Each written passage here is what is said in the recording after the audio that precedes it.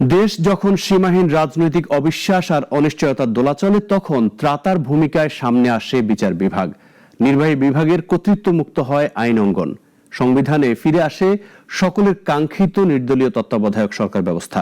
নিষ্পত্তি হয় বহুল আলোচিত রাজনৈতিক মামলার। সব মিলিয়ে বিচার বিভাগ হয়ে ওঠে রাষ্ট্রের সবচেয়ে প্রভাবশালী সিদ্ধান্ত কেন্দ্র। ক্ষমতা, রাজনীতি ও জনগণের অধিকারের প্রশ্নে একের পর এক ঐতিহাসিক রায়ে ২০২৫ সাল চিহ্নিত হয়ে থাকবে দেশের বিচারিক ইতিহাসে।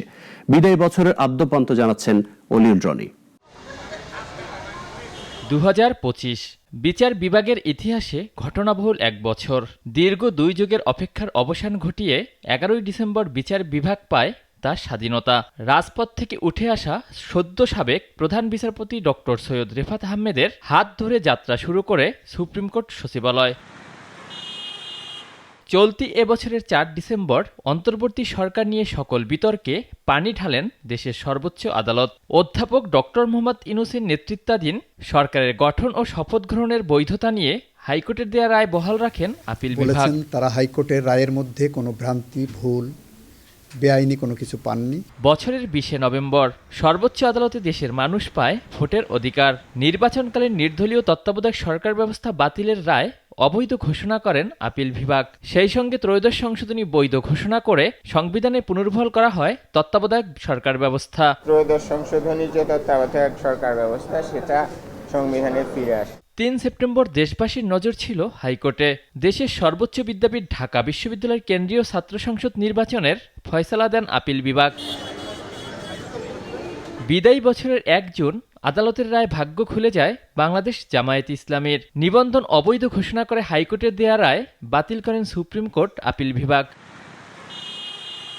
বছরের ২২শে মে সর্বোচ্চ আদালত নিষ্পত্তি করেন ঢাকা দক্ষিণ সিটি কর্পোরেশনের মেয়র ইস্যুতে বিএনপি নেতা ইশরাক হোসেন ও সাবেক উপদেষ্টা আসিফ মাহমুদ সজীব ভুঁইয়ার বাকযুদ্ধ।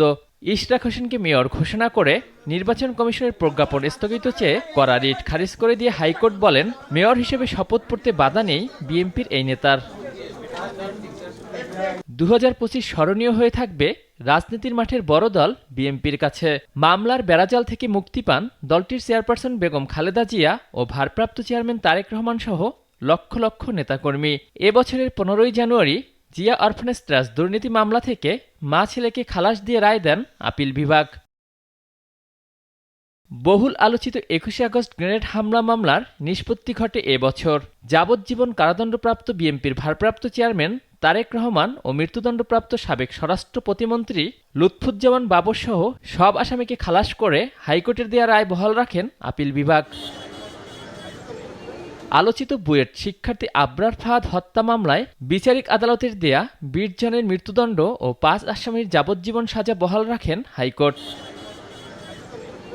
এবছরের ২৭শে মে মৃত্যুর দুয়ার থেকে ফিরে আসেন জামায়াত নেতা এটিএম আজহারুল ইসলাম। মানবতাবিরোধী অপরাধের মামলায় তাকে মৃত্যুদণ্ড থেকে খালাস দেন আপিল বিভাগ।